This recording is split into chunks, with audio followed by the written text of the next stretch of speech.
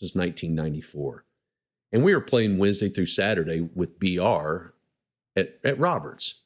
But I still had my gig at Tootsie's Orchid Lounge. That was my first gig, was playing at Tootsie's Orchid Lounge. I played on Sundays and Mondays and then filled in whenever. So it was a Monday night, and it was kind of dismal. There was, 4 people in the bar. There was the bartender and, a couple of a mother-daughter combination from Maine were there, It's just, this looks like a $35 a piece night.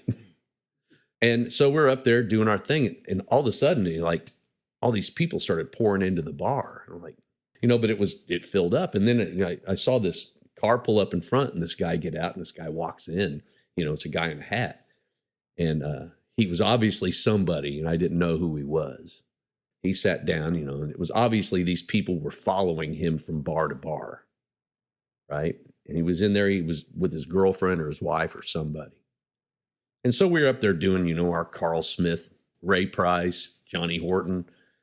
And I, go into my little spiel, come on, how about a little something for the effort, He stands up and announces to the room, I'll give you $25 for every Hank Williams song you can play. And I'm like, senior, right? Not the guy with the beard, right?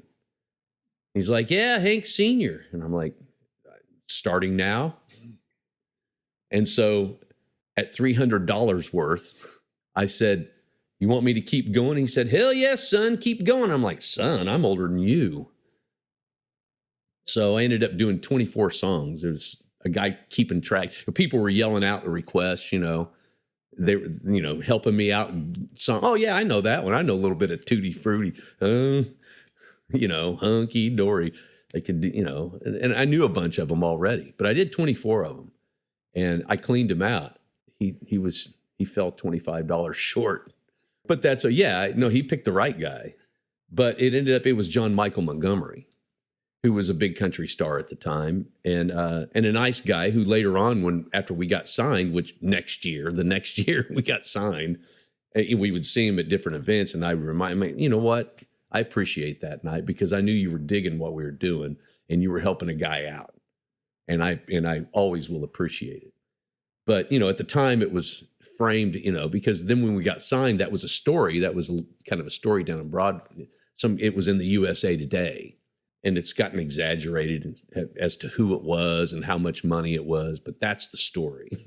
He was having a great time. He wasn't being an asshole. No, he wasn't being a dick at all. And then he got up and sang a couple of songs. And people were like, sing this, this is his latest hit. And he hadn't learned it yet from being in the studio, so he couldn't really sing. But he sang a couple of songs. I think Johnny Rodriguez was there that night too. And he got up and sang, and he stole my pick. Johnny Rod can sing his ass off.